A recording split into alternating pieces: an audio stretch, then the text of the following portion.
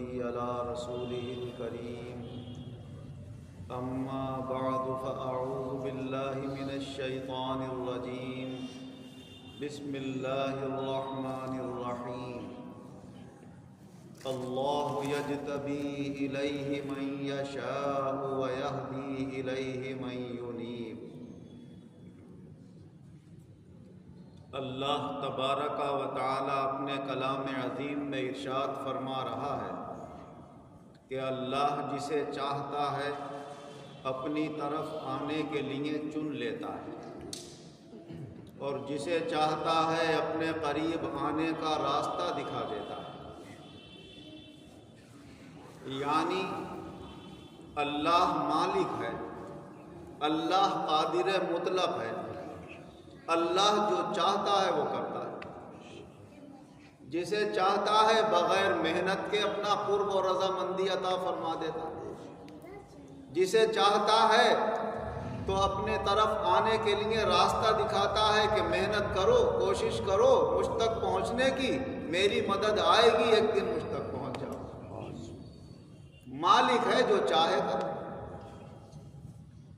بعض لوگ اولیاء اللہ کی کرامتیں جب سنتے ہیں تو تعجب کرنے لگتے ہیں، ان کے مرتبے اور مقامات جب ان کے کانوں میں پڑتے ہیں اور ذکر میں آتے ہیں تو انہیں حیرانی ہونے لگتی ہے۔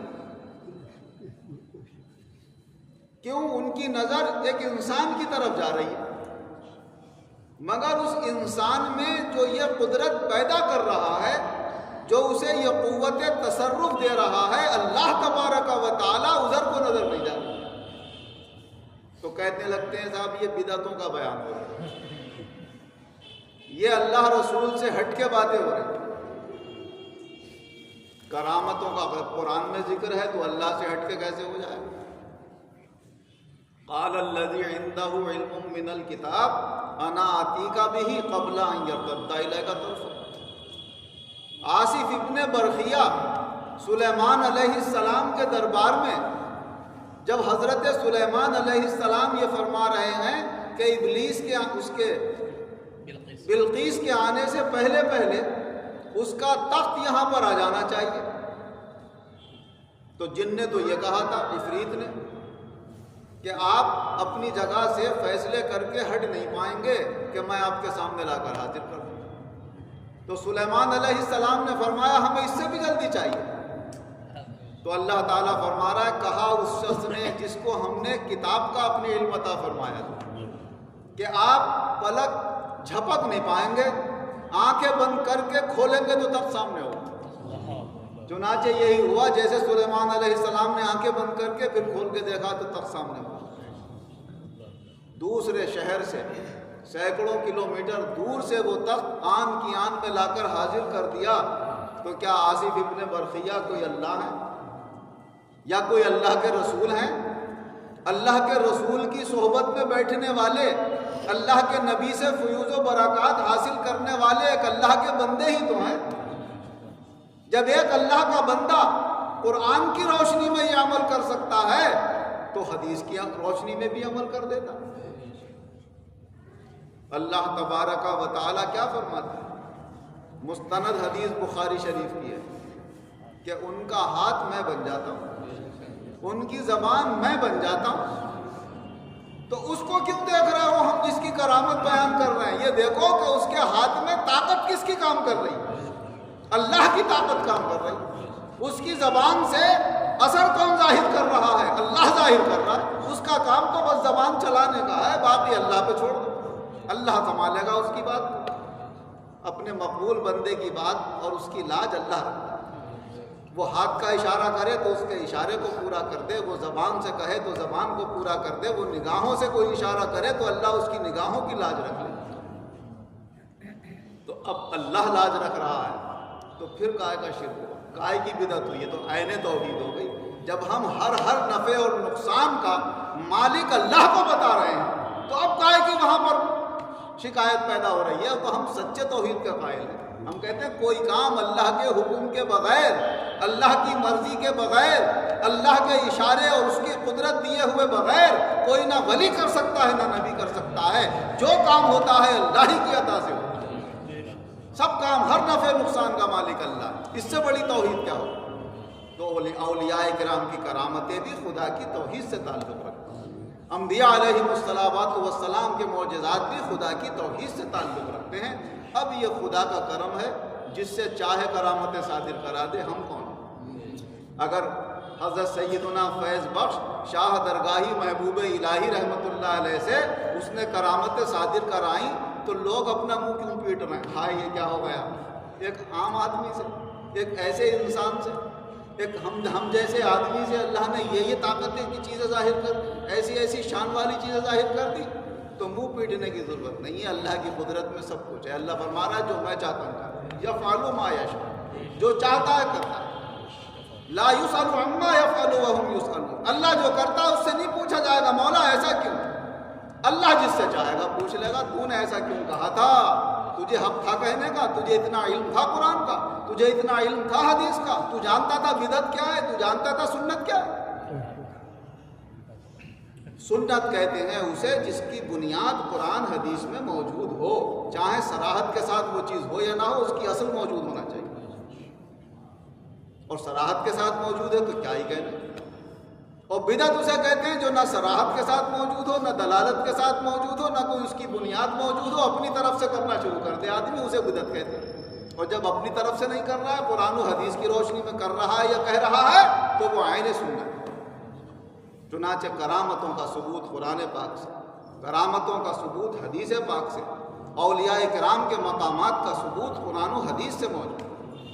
अगर उसने ये औलिया किराम हुजूर सल्लल्लाहु अलैहि वसल्लम की उम्मत में पैदा फरमाकर आलम के कोने कोने में फैला दिया तो किसी को क्या इतराज़ की ज़रूरत है। अल्लाह जिसे चाहे अपने फ़यूज़ व बरक़ात और अपने रसूल के बरक़ात फैलाने के लिए आलम के अंदर अपने मुक़र्रब बंदों को पहुँचा दे कि इनके ज़रिए से मैं फैज़ पहुँचाना चाहता हूँ। अल्लाह अगर चाहता तो बराह रास्त हर एक के घर में रोज़ाना पकी पकाई रोटी, पका पकाया सालन भेज सकता था, नहीं भेज सकता था? और भेजा उसने, ये दिखा भी दिया कि हज़रत मूसा अलैहिस्सलाम के कहने से अल्लाह ने मूसा अलैहिस्सलाम की कौम पर मिठाई तरो ताज़ा रोज़ाना आ रही है, दोनों टाइम बटेर के गोश्त, परिंदों के गोश्त पके हुए आ रहे हैं, रोटियाँ आ रही हैं। हुजूर सल्लल्लाहु अलैहि वसल्लम फरमाते हैं खाना सड़ना जो हुआ है शुरू, जब से शुरू हुआ है, अल्लाह ने कहा था दोनों वक्त पक्की पकाई भेजूंगा तुम्हारे यहाँ, उठा के मत रखना। बाज ने क्या किया, उठा के रख दिया, जब रखा तो सड़ गया। फरमाया सड़ने का मादा जब से पैदा हुआ। मन्नो सलवा का जिक्र है पुराने पाक, तो मन क्या था, मिठाई के दाने, सलवा क्या था, परिंदे का गोश्त भुना हुआ। तो मन्नो सलवा उतार देता अल्लाह तो तुम्हारे यहाँ दोनों टाइम अगर चाहता तो। क्या कुदरत नहीं थी उसमें? मगर उसने क्या फरमाया, पहले हम बारिश नाजिल करते हैं, फिर तुम्हारे खेतों को सैराब करते हैं, तुम उसमें दाना डालते हो, हल जोतते हो, फिर उसमें दाना उगता है, फिर बालियाँ आती हैं, फिर बालियों में से दाने निकाले जाते हैं, फिर उसे पिसवाया जाता है, फिर आटे को गूंदा जाता है, फिर रोटी बनाई जाती है। कितने वास्तों से अल्लाह अता फरमा रहा है। तो अल्लाह वास्तों का मोहताज नहीं है। अल्लाह ने हमें सबक दिया है, ये दुनिया दारुस सबब है। यहाँ पर जो भी काम तुम्हें करना है उसके असबाब इख्तियार करना है।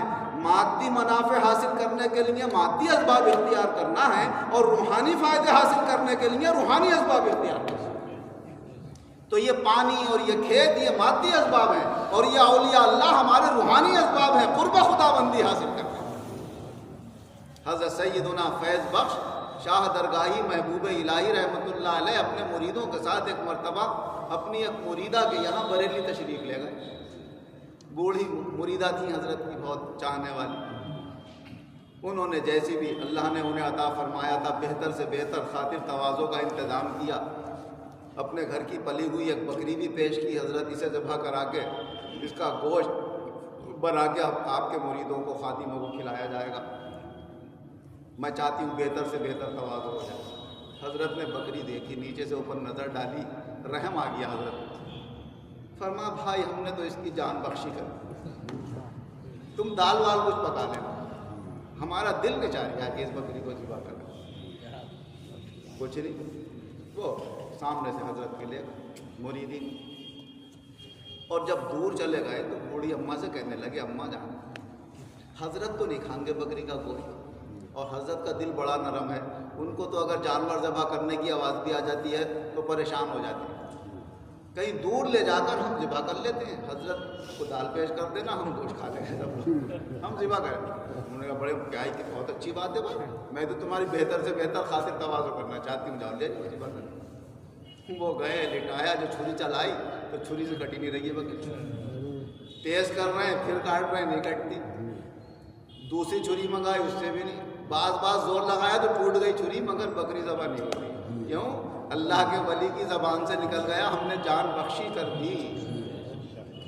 جب وہاں سے نکلا تو اللہ نے لاج رکھ لی اور یہ دکھا دیا کہ میرے رسول کی امت میں اگر قرب قیامت ایک انسان ایسا آ سکتا ہے کہ دجال اسے ایک مرتبہ 2 ٹکڑے کر کے دوبارہ زندہ کر کے جب دوبارہ تلوار چلانا چاہے گا تو اس کی گردن نہیں کٹے گی۔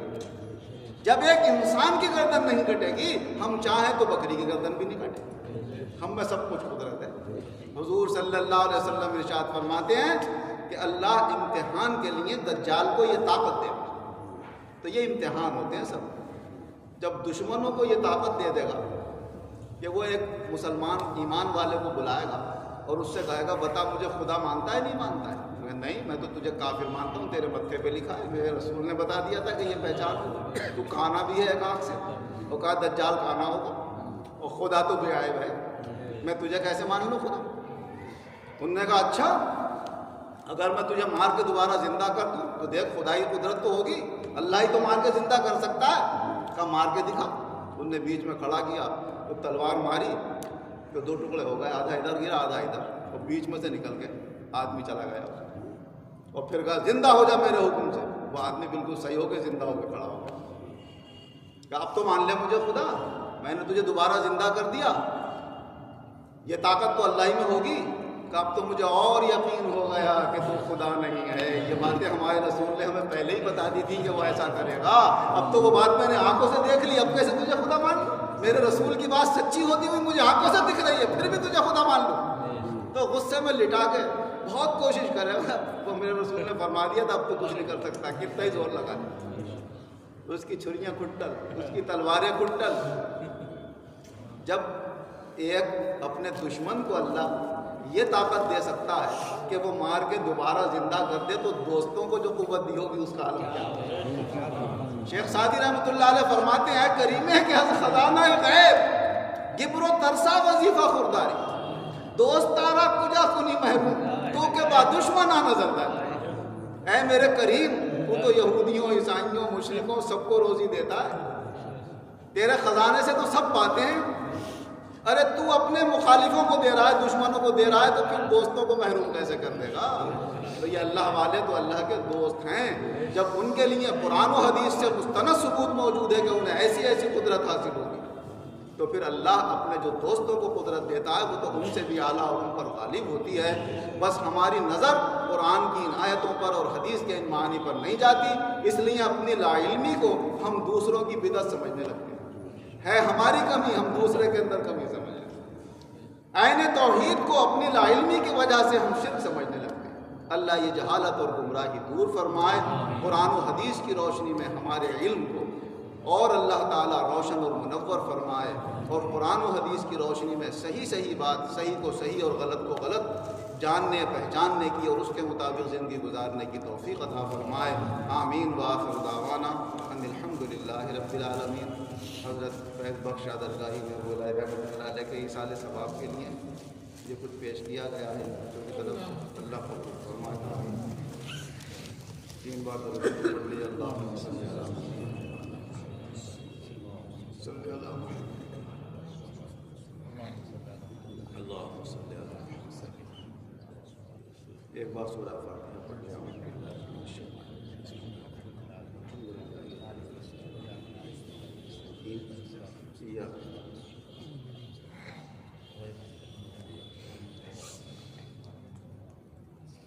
بسم اللہ الرحمن الرحیم،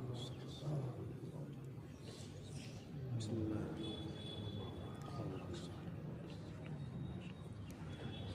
بسم اللہ الرحمن الرحیم۔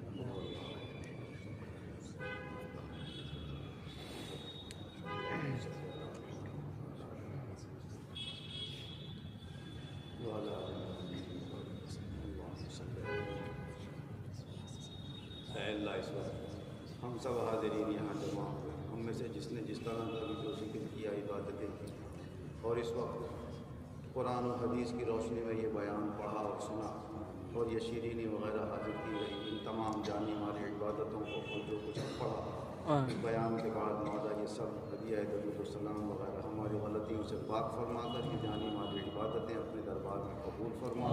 مولا عبادتیں تیرے لیے ہیں، انہیں قبول فرما کر انہیں جو ثواب عطا فرما، اور سب سے پہلے ہمارے آقا و مولا حضور احمد مصطفیٰ حضرت محمد مصطفیٰ صلی اللہ علیہ وسلم کی ذات گرامی کو عطا، آپ کے تمام صحابہ ازواج مطہرات اہل بیت اطہار رضوان اللہ تعالیٰ علیہم اجمعین کی ذوات گرامی کو ثواب، تمام اولیاء کرام کی ذوات گرامی کو ثواب عطا، خاص طور سے ہمارے شہر کے تمام بزرگوں کی ذوات گرامی کو ثواب عطا، بخصوص الخصوص ہمارے سلسلے کے تمام بزرگوں کی ذوات گرامی کو ثواب عطا فرما۔ ان میں بھی سب سے زیادہ بطور خاص حضرت سیدنا فیض بخش شاہ درگاہی محبوب الہی رحمۃ اللہ علیہ کی ذات گرامی کو یہ ثواب عطا فرما۔